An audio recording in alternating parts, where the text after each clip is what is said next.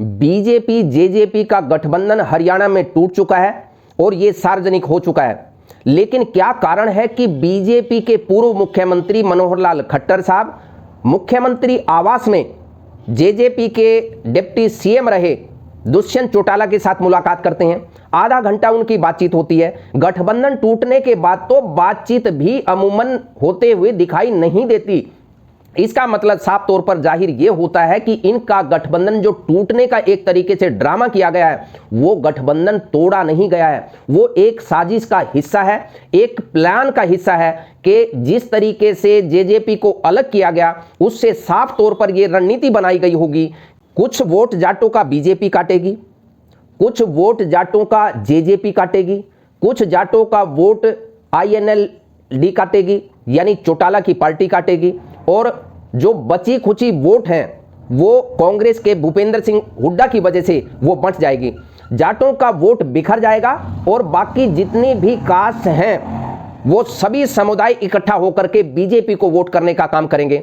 यानी गठबंधन तोड़ने की एक रणनीति का हिस्सा इसलिए कह सकते हैं कि इन्होंने उनको ये स्ट्रेटेजी समझाई होगी कि आप अपने कैंडिडेट खड़ा कीजिए, जहां जहां जाट बेल्ट है, जहां जाटों का वर्चस्व ज्यादा है, वहां उनके कैंडिडेट अगर खड़े होंगे तो निश्चित तौर पर सीधे तौर पर बीजेपी को वहां फायदा होने वाला है। क्योंकि वोट अगर जेजेपी कुछ भी काटती है, कुछ भी डेंट पाने का काम करती है, तो उसका सीधा फायदा बीजेपी को होने वाला है।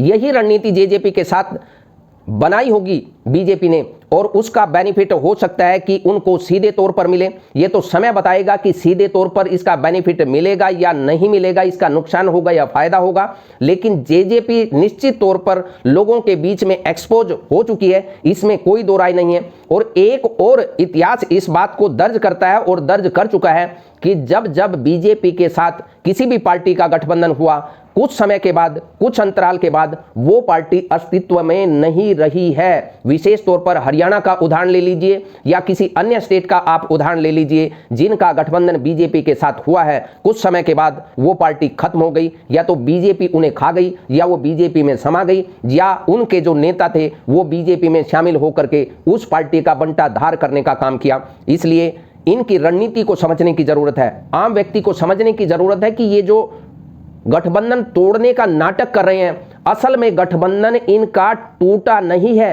अंदर से एक स्ट्रेटजी का हिस्सा है। उस स्ट्रेटजी को समझने की जरूरत है और इस बार इस देश के लिए, समाज के लिए अपना जो बेशकीमती वोट है उसे आप एक्सरसाइज कीजिए, उसे उचित व्यक्ति को देने का काम कीजिए ताकि ये देश आगे बढ़ सके, भाईचारा कायम हो सके और देश और प्रदेश प्रगति के पथ पर आगे बढ़ सके। नवनिर्माण पार्टी आपके मंगलमय जीवन की कामना करती है। नमस्कार, जय हिंद, जय भारत।